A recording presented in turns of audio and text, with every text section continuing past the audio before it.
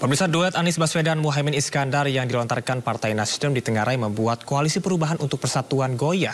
Berbeloknya PKB ke kubu Anies disebut imbas dari sikap Ketua Umum Partai Gerindra, Prabowo Subianto, yang mengubah nama Koalisi Kebangkitan Indonesia Raya menjadi Koalisi Indonesia Maju secara sepihak. Dan untuk mengulasnya kami sudah bersama dengan Wasekjen Demokrat Agus Jovanoto Konsina dan pengamat politik yang juga Direktur Eksekutif Fox Pol Research and Consulting, Pangi Syarwi Caniago. Baik, selamat sore Bapak-Bapak, apa kabar? Sore Mas Damar. Assalamualaikum. Baik. Sore Mas Iman. Baik. Selamat sore Mas Damar. Terima kasih sudah bergabung di Sindo Sore. Saya ingin ke Mas Agus Jovan terlebih dahulu. Kita tadi sudah menyimak apa yang disampaikan oleh Ketua Majelis Tinggi Partai Demokrat Susilo Bambang Yudhoyono yang juga mengaku kecewa dan juga mengaku kaget dengan pilihan ataupun juga sikap dari Partai Nasdem dan juga Anies Baswedan yang secara tiba-tiba. Padahal kalau kita lihat dari inkonsistensi yang tadi disampaikan, mulai dari ada 6 butir kesepakatan yang juga salah satunya dilanggar berkaitan dengan capres bebas memilih cawapresnya. Tanggapan Anda seperti apa? Baik, terima kasih. Saya rasa sudah gamblang ya, di dalam rilis pemberitaan juga sudah panjang lebar dijelaskan. Kemudian yang kedua, penyampaian tadi rilis juga sebelum Pak SBY membuka rapat Majelis Tinggi Partai, ada Bung Sulaiman juga sudah membacakan rilis tersebut. Pada prinsipnya kami komit, kami konsisten dengan isi dari piagam Koalisi Perubahan. Kalau tadi dikatakan dalam salah satu pasalnya bahwa capres bebas untuk melaksanakan komunikasi untuk memperluas jaringan, memperluas atau memperkuat koalisi, benar. Namun yang selama ini kami lakukan, kami juga melakukan komunikasi dengan partai-partai lain, tapi secara terbuka. Dan pembahasan apapun yang disampaikan dalam komunikasi partai-partai lain tersebut, dalam rilis pers ataupun dalam press conference di depan media juga kami sampaikan secara gamblang, terbuka. Baik. Tawaran selalu muncul, tapi kami sampaikan kami solid dan kami tetap berada di Koalisi Perubahan. Nah, ini yang menjadi permasalahan terbesar adalah hanya dalam kurun waktu 1-2 hari tiba-tiba ada pertemuan yang kami tidak tahu, kemudian ada keputusan yang kami tidak tahu, dan itu disampaikan kepada Capres dan disampaikan kepada kami PKS dan Demokrat melalui Bapak Sudirman Said. Tentu ini yang membuat ibarat petir di siang hari. Baik. Tidak ada angin, tidak ada hujan. Baik. Bahkan kami sudah sampaikan ada secara tertulis Mas Anies sudah mengatakan memilih Mas AHY baru 6 hari yang lalu. Namun tiba-tiba ada berita seperti ini. Tentu ini menjadi gejolak tersendiri di dalam tubuh Partai Demokrat. Artinya ini seperti kesepakatan sepihak yang akhirnya menimbulkan kalimat pengkhianatan begitu ya, Mas Agus? Betul, baik. Betul. Baik, saya ingin ke Mas Pangi terlebih dahulu. Mas Pangi, tadi sudah disampaikan bagaimana kecewanya Partai Demokrat yang tentunya sudah tergabung ke dalam Koalisi Perubahan bersama dengan PKS dan juga Nasdem. Tadi juga disampaikan oleh Susilo Bambang Yudhoyono bahwa ini ada skenario antara gabungan Anies dan juga Caimin. Ada tokoh di baliknya. Anda memenang ini seperti apa? Ya, pertama tentu saja ini melihat memang Anies memang bukan seperti punya kekuatan yang besar seperti yang kita harapkan memang. Bahwa kingmakernya itu memang sepertinya sudah jatuh ke Pak Surya Paloh. Bahwa Pak Anies takut ke Pak Surya Paloh seolah takut ke Pak Jokowi gitu. Jadi ini memang kita Anies yang sebetulnya kita harapkan di real presiden, jadi memang seolah-olah memang bukan presiden juga. Memang itulah faktanya politik kita gitu. Jadi peran bahwa Pak Surya Paloh lah menjadi punya saham yang kingmaker atau yang menentukan di dalam koalisi ini. Meskipun memang pertemuannya Bang Jopan atau Partai Demokrat yang ada hampir tim 8 hampir 6 bulan ya, mungkin pertemuannya udah ratusan kali, itu hanya diselesaikan oleh ngopinya udah ratusan kali ya. Tapi hanya diselesaikan oleh peristiwa satu malam setelah Pak Surya Paloh pulang dari London gitu. Tapi itulah realitas politik kita. Memang kejutannya sangat misterius, sangat di luar dugaan, memang semua mengagetkan. Dan hampir juga kita tidak bisa pernah memprediksi bahwa akan ada PKB atau Caimin akan bergabung ke Koalisi Perubahan. Nah, yang kedua adalah kalau saya cermati, saya lihat ya Anies Caimin duet ini adalah duet yang memang adalah pilihan terbatas yang diambil oleh Pak Surya Paloh. Saya nggak tahu apa alasan terbatas itu, karena memang itulah realitas politik hari ini. Pak Surya Paloh mengambil Caimin dengan harapan itu mengambil NU lebih penting dibanding Partai Demokrat gitu.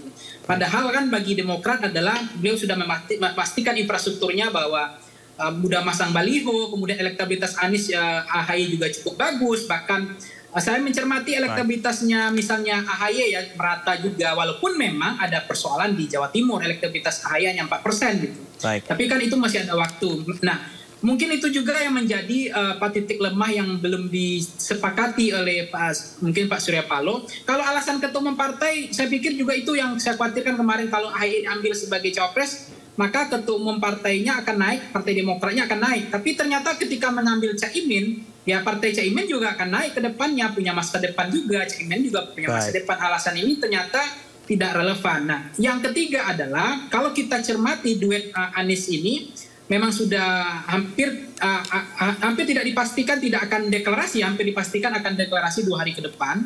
Karena memang paketnya adalah Caimin dari dulu tidak mau hanya ngambil partainya saja, harus ngambil dianya.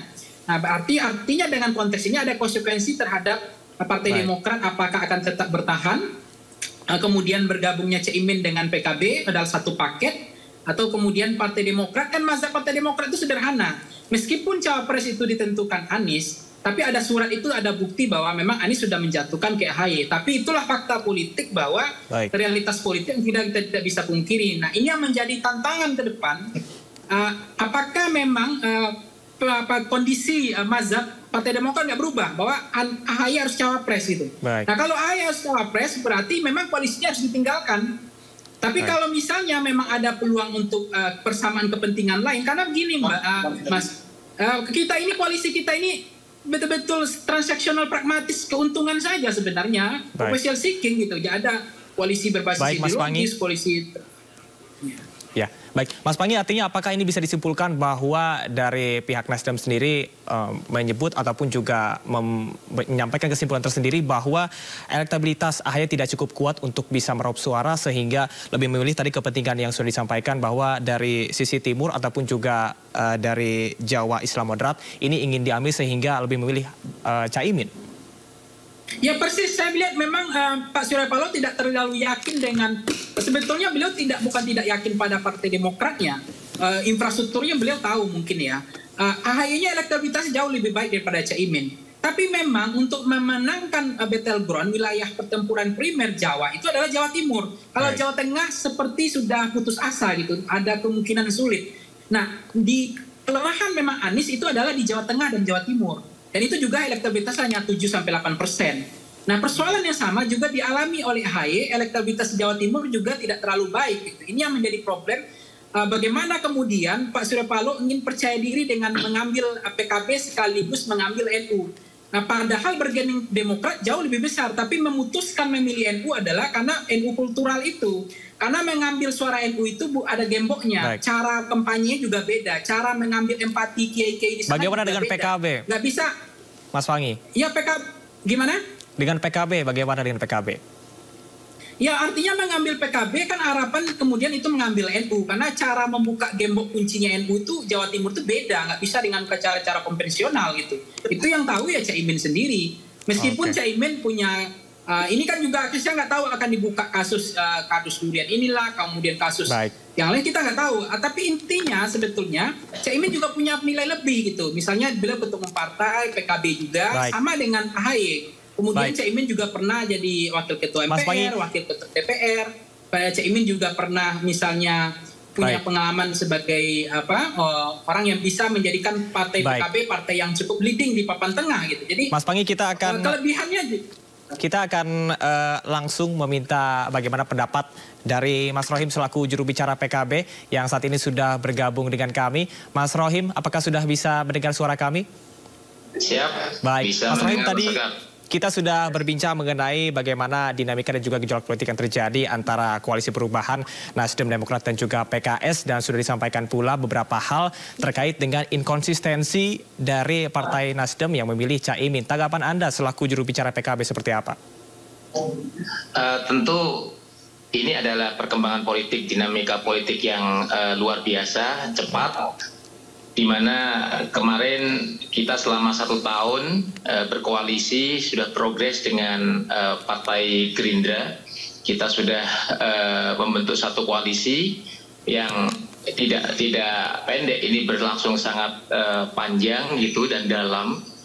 Kemudian dinamika politik terjadi, ada masuknya PAN dan Golkar ke KKIR, kemudian muncul nama baru di mana di situ Ketua Umum kami Gus Muhaimin hanya menerima pemberitahuan adanya perubahan nama dari KKIR menjadi Koalisi Indonesia Maju. Baik. Berikutnya ada proses dari Partai Nasdem di mana ada tawaran dan progresnya begitu cepat hingga akhirnya tadi pagi rapat pleno DPP PKB di kantor DPP PKB memutuskan antara Dewan Tanfid dan Dewan Syura memutuskan untuk menerima pinangan atau ajaan kerjasama dari Partai Nasdem untuk maju di Pilpres 2024 nanti. Dan sore ini rapat itu diperluas dengan menggelar rapat di DPW PKB Jawa Timur di kota Surabaya bersama para alim ulama. Jadi kita juga meminta masukan dari para alim ulama, para kiai khos, terutama di Jawa Timur dan berbagai daerah lainnya terkait keputusan untuk menjalin kerjasama dengan Partai Nasdem ini. Baik, Mas Rohim, artinya dari pernyataan yang Anda sampaikan tadi bahwa keputusan untuk koalisi antara Anies dan juga Caimin ini sudah firm ya. Nah, lantas yang menjadi pertanyaan masyarakat, kok mendadak begitu dan tidak sesuai dengan prediksi yang disampaikan tadi oleh Partai Demokrat. Kemudian juga apakah hal ini dikarenakan koalisi dari Koalisi Indonesia ini tidak sesuai dengan harapan sehingga PKB memutuskan untuk bergabung dan memilih bergabung kepada Anies Baswedan? Tentu dari awal kita bekerja sama dengan Gerindra. Mandat dari Muktamar Bali, Muktamar PKB, yaitu bagaimana Gus Muhaimin bisa maju di Pilpres 2024 nanti. Dan itu juga aspirasi dari para ulama agar PKB, dalam hal ini Gus Muhaimin sebagai kader terbaik PKB, kader terbaik NU di politik, agar bisa maju di Pilpres. Nah, ini tentu menjadi poin terpenting dalam kerjasama koalisi. Tentu ketika kemarin akhirnya KKIR bubar atau tidak atau berganti dengan menjadi koalisi yang nama baru, akhirnya ketika ada tawaran dan itu dianggap tawaran menarik, tawaran kerjasama dengan Nasdem, maka ya akhirnya para pimpinan PKB di Tanfid maupun Dewan Syuro menerima tawaran kerjasama tersebut. Dan sore ini sedang berlangsung saat ini di Surabaya pembahasan yang lebih komprehensif, lebih luas dengan melibatkan stakeholder PKB yang lebih banyak lagi, terutama para ulama sebagai tentu yang memberikan masukan untuk kebijakan strategis di PKB. Begitu. Baik, beberapa pengamat politik Mas Rohim menyebutkan bahwa koalisi antara Anies dan Caimin ini juga bisa karena kan Caimin sebagai cawapres Anies ini lebih besar daripada cawapres bersama dengan Prabowo. Tanggapan Anda seperti apa? Ya tentu tadi saya sampaikan salah satu tujuan koalisi ini adalah bagaimana, salah satunya adalah bagaimana Gus Muhaimin bisa ada di kertas suara, dan ya tentu kita berharap koalisi ini nanti menempatkan Gus Muhaimin ada di kertas suara. Memang itu belum dideklarasikan hari ini, tapi saya rasa dalam waktu dekat itu akan dideklarasikan, tergantung dari hasil rapat di Surabaya sore ini. Insya Allah kalau sore ini rapatnya menghasilkan rekomendasi yang memang di situ menduetkan Pak Anies dengan Gus Muhaimin, ya insya Allah dalam waktu dekat akan segera dideklarasikan gitu. Baik Mas Rohim, kita akan beralih ke Mas Agus Jovana Tukonsina selaku Wasekjen dari Partai Demokrat. Tadi seperti disampaikan oleh Susilo Bambang Yudhoyono selaku Ketua Majelis Tinggi Partai Demokrat bahwa hingga dengan saat ini Partai Demokrat belum menentukan pilihan koalisi. Lantas berdasarkan informasi ataupun juga hal-hal yang sudah Anda tangkap, apakah nantinya ke depannya Partai Demokrat akan menerima pinangan dari Partai PDI Perjuangan ataupun juga partai lain, karena tadi sempat disebutkan pula bahwa kedekatan antara Partai Demokrat dan juga PDI Perjuangan ini sudah dimulai ketika olahraga bersama pada saat itu pertemuan antara Puan dan juga AHY, atau bagaimana? Mas Agus masih mendengar suara kami? Oke, bisa dibuka Mas Agus untuk suaranya? Mas Agus Jovan? Ya, baik, terima kasih. Saya ulang, jadi kalau tadi pertanyaannya apakah kita akan menerima pinangan dari koalisi lain? Mohon maaf, ada telepon masuk. Baik. Tentunya saya tidak mau berandai-andai, karena ini kewenangan ada di Majelis Tinggi Partai sesuai dengan ADRT kami untuk koalisi Capres-Cawapres itu adalah berada di kewenangan Majelis Tinggi Partai. Namun sedikit saya flashback menyampaikan kenapa hal ini terjadi, kenapa rilis kami keluarkan, bahkan sampai hari ini ada rapat digelar khusus Majelis Tinggi Partai. Tentunya sesuai dengan cerita dari pihak PKB tadi, apa yang dirasakan Cak Imin pada saat tiba-tiba perubahan nama KKIR menjadi KIM tapi tanpa pengetahuan Cak Imin, ya kurang lebih itulah yang kami rasakan. Baik.